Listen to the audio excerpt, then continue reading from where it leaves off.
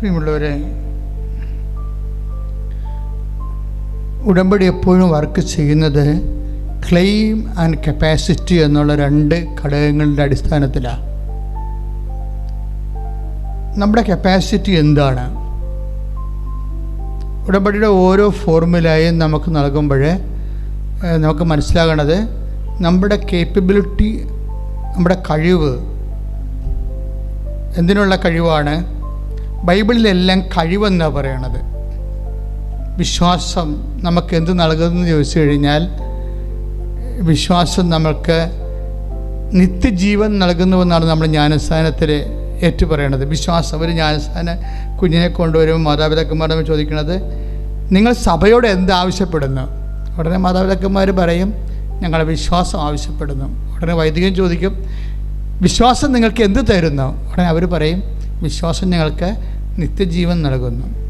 അപ്പോൾ അവിടെ വിശ്വാസത്തിലാണ് കുഞ്ഞിനെ ജ്ഞാനസ്ഥാനപ്പെടുത്തുന്നത്. പക്ഷേ നിത്യജീവൻ നൽകുന്ന പോലെ തന്നെ വിശ്വാസം വേറെ ഒരു കാര്യം നമുക്ക് തരുന്നുണ്ട്.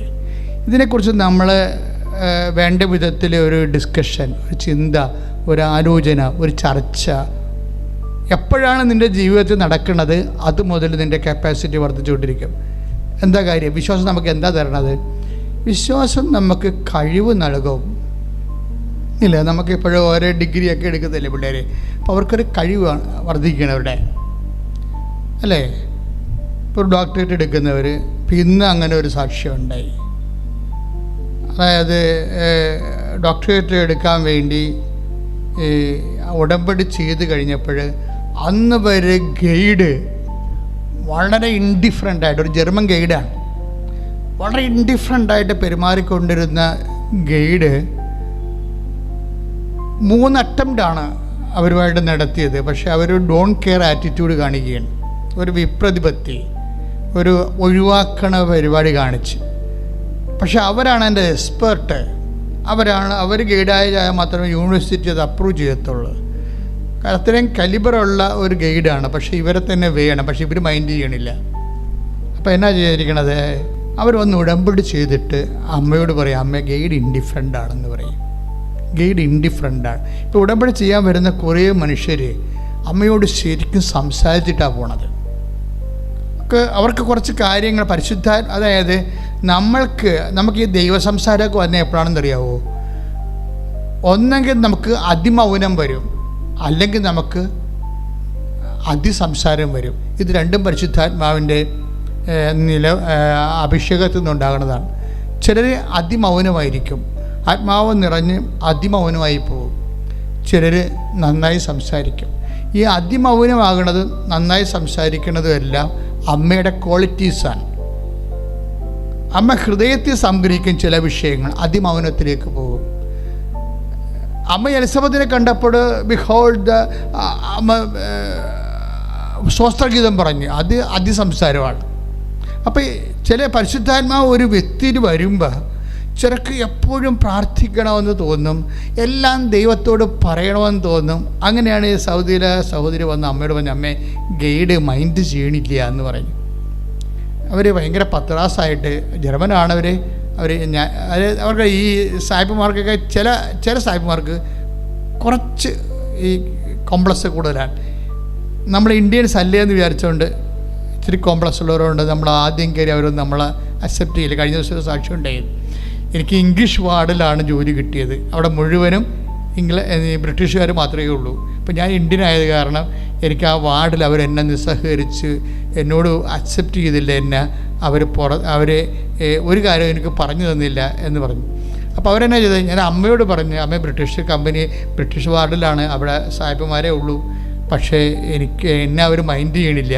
ഭയങ്കര അപ്പാർത്തിഡ് എന്ന് പറഞ്ഞ വർണ്ണവിവേചനമില്ലേ, അതൊക്കെ ഇപ്പോഴും നിലനിൽക്കുന്നുണ്ട്. പുറത്ത് പറയുന്നില്ലെങ്കിലും അതൊക്കെ മനസ്സിലുണ്ട് ചില ആൾക്കാരുടെ. അപ്പം അതുകൊണ്ട് അങ്ങനെ അവരുടെ വിപ്രതിപത്തിയാണ് ഇംഗ്ലീഷ് വാർഡിൽ നിന്ന് അവർക്ക് ഉണ്ടായത്. അവരെന്നാ ചെയ്ത് അമ്മയോട് നേരിട്ട് പറയാം, അമ്മേ ഞാനിങ്ങനെ ഒരു വർണ്ണവിവേചനത്തിൽ എന്നോട് എനിക്ക് ഈ വിഷയങ്ങൾ അധികം അറിയത്തില്ല. ഇവരുടെ എറ്റിക്സും കസ്റ്റംസും അതുപോലെ തന്നെ അവരുടെ വേ ഓഫ് ആക്ഷൻസും മെത്തേഡ്സും ഈ ഹോസ്പിറ്റലിൽ അവരുടെ രീതികളൊന്നും ഞാനത് ഫസ്റ്റ് ടൈമാണ് ഇവിടെ. പക്ഷേ എന്നെ ഹെൽപ്പ് ചെയ്യാൻ ഇവിടെ ആരുമില്ല, ഇന്ത്യൻസും ഇല്ല, മലയാളീസും ഇല്ല. അവരാണെങ്കിൽ എന്നോട് എന്താണ് നമ്മളൊരു സെർവൻസിനെ പോലെ ഇങ്ങനെ വിപ്രതിപത്തി കാണിക്കുന്നത്. പക്ഷേ ഇവരുടെ ഒരു പ്രശ്നം, ഇവർ നിങ്ങളെപ്പോഴും മനസ്സിലാക്കണം, നിങ്ങൾ ഇംഗ്ലീഷ് വാർഡിൽ പോയാലും, നിങ്ങൾ ധ്രുവ പ്രദേശത്ത് പോയാലും, അന്റാർട്ടിക്ക പോയാലും ഒരു കാര്യം നിങ്ങൾ മനസ്സിലാക്കണം. എന്താണ്? പരിശുദ്ധ അമ്മ നിൻ്റെ കൂടെ അവിടെ ഉണ്ടായിരിക്കും. ഫ്രീ ഡയലോഗ് നമ്മുടെ ഉടമ്പടി വരുമ്പോൾ നമുക്ക് കിട്ടുന്നൊരു കപ്പാസിറ്റിയാണത്. ഉടമ്പടി വരുമ്പോൾ നമ്മൾ ആ പരിശുദ്ധാത്മാവ് നമ്മൾ പറയും, നീ ഇപ്പോൾ അമ്മയുമായി ഉടമ്പടി ആയില്ലേ, തരും ഉഭയകക്ഷിയല്ലേ, ബയലാറ്ററൽ എഗ്രിമെൻ്റ് ആകുമ്പോൾ നമ്മളവിടെ ആനുകൂല്യവും ഔദാര്യവും അനുഗ്രഹവും ഒന്നുമല്ല, അവകാശമാണ് എൻ്റെ വിഷയം. അപ്പോൾ ചില ആൾക്കാർക്ക് ഈ അവകാശബോധം വല്ലാണ്ട് അങ്ങോട്ട് കത്തിപ്പിടിക്കും. പരിശുദ്ധാത്മാവ് അത് കത്തിക്കും നമ്മളിലെ അവകാശബോധം.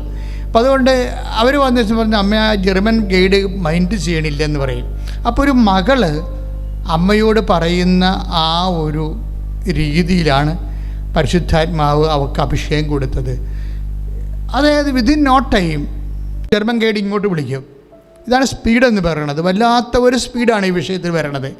നമ്മളെ കപ്പാസിറ്റി കൂടി, കപ്പാസിറ്റി എന്ന് പറഞ്ഞാൽ എന്നാ കപ്പാസിറ്റിയാണ് നമ്മൾക്ക്, അതായത് കപ്പാസിറ്റി എന്ന് പറയുമ്പോൾ ഒരു ഉടമ്പടി ചെയ്യുമ്പോൾ ഒരു വ്യക്തിക്കുള്ള കപ്പാസിറ്റി എന്താണെന്ന് ചോദിച്ചാൽ യോഹന്നാന്റെ സുവിശേഷം 1:12 എന്താണ്? ഒന്ന് ഏറ്റു പറഞ്ഞ്, അവൻ്റെ നാമത്തിൽ വിശ്വസിക്കുന്നവർക്കെല്ലാം ദൈവമക്കളാകാനുള്ള കഴിവ് നൽകി. സന്തോഷത്തോടെ പറഞ്ഞ്, ദൈവമക്കളാകാനുള്ള കഴിവ് നൽകി. Praise the Lord. അപ്പൊ കഴിവ് എന്തിനാണ് കിട്ടുന്നത്? ദൈവമക്കളുടെ കഴിവാണ് കിട്ടുന്നത്. ദാറ്റ് മീൻസ് എന്താ വിഷയം അവിടെ എൻ്റെ ഇത് വരണത്? ഒരു വിശ്വാസത്തിൽ നിന്ന് ദൈവമക്കളുടെ കഴിവ് കിട്ടിക്കഴിഞ്ഞാൽ, ഇപ്പം വിശ്വാസം നമുക്ക് എന്ത് തരുന്നത്? നിത്യജീവൻ മാത്രമല്ല നൽകണത്, നമ്മുടെ കഴിവ് വർദ്ധിപ്പിക്കും. ഇല്ലേ? എന്തെല്ലാം കഴിവുണ്ട് ഇവിടെ? എന്തെല്ലാം കഴിവ് വേണം ഇവിടെ ജീവിക്കാൻ? നമുക്ക് ഫൈനാൻസായിട്ടുള്ള കഴിവ് വേണം, ഇല്ലേ? കടങ്ങളൊന്നും ഉണ്ടാകരുത്, കഴിവ് വേണം. അപ്പോൾ ഇത് ഈ കഴിഞ്ഞ ദിവസങ്ങളിലെ ജെസ്സി കുര്യൻ എന്നും പറഞ്ഞ് ടെക്സാസിൽ നിന്നൊരു സാക്ഷിയുണ്ട്. അതിമനോഹരമായ സാക്ഷ്യമാണ്. ജെസ്സി കുര്യൻ്റെ പ്രശ്നം എന്താണെന്ന് വെച്ച് കഴിഞ്ഞാൽ, ജെസ്സി കുര്യനെ അവർക്ക് പെട്ടെന്നാണ് അവർക്ക് ഈ ഒരു കത്ത് ബാങ്കിൽ നിന്ന് വരണത്. അവർക്ക് ഇതിനെക്കുറിച്ച് കോൺഷ്യസ് ആയിരുന്നു, ഇങ്ങനെ ഒരു എമൗണ്ട് നമുക്ക് കടമുണ്ടെന്നതിനെക്കുറിച്ച് കോൺഷ്യസ് ആയിരുന്നു. പക്ഷേ അതിനെക്കുറിച്ച് ഡിസ്റ്റർബ്ഡ് അല്ലായിരുന്നു. എന്നുവെച്ചാൽ അതിന് എന്തുമാത്രം ഉണ്ടെന്ന് അറിയത്തില്ലായിരുന്നു. കുറേ വർഷങ്ങൾക്ക് മുമ്പോട്ട് കടവാണ്. പക്ഷേ ഇപ്പോൾ വന്നപ്പോൾ ഇൻഡാസായിപ്പോയി. ജെസ്സിക്കുവിൻ്റെ പ്രശ്നം എന്താണ്? അവർ കണക്കൂട്ടി നോക്കിയപ്പോൾ ഡോളർ കണക്കിനെയാണ് കണക്ക് കൂട്ടുന്നത്. കണക്കൂട്ടി നോക്കിയപ്പോൾ ഉണ്ട് 1 കോടി രൂപയുടെ കട. ദൈവമേ, നമ്മൾ വല്ലതും 10-50 ലക്ഷം അല്ലെങ്കിൽ 30 ലക്ഷം ഒക്കെയാണെന്ന് വിചാരിച്ചുകൊണ്ടിരിക്കരുന്ന്. ഇൻഡാസ് എന്ന് വെച്ചാൽ ഇതുപോലൊരു ഇൻഡാസ് അകപ്പെട്ടു പോയി. 1 കോടി രൂപയുടെ കടം. അവരെന്നാ ചെയ്തതെന്ന് വെച്ച് കഴിഞ്ഞാൽ, നാട്ടിൽ വന്നപ്പോൾ ഒന്ന് ഉടമ്പടി ചെയ്തിട്ട് ആദ്യം എഴുതി, അമ്മേ 1 കോടി രൂപയുണ്ട്, ഇറ്റ് ഈസ് എൻ്റെ എബിലിറ്റിക്ക് കൂടുതലാണ്, എൻ്റെ കഴിവിനേക്കാൾ അപ്പുറമാണ്, എനിക്കതിനൊരു ഐഡിയ കിട്ടില്ല എന്ന് പറഞ്ഞു. എനിക്കൊരു ഐഡിയ കിട്ടും. ഇതും ഡയലോഗാണ്.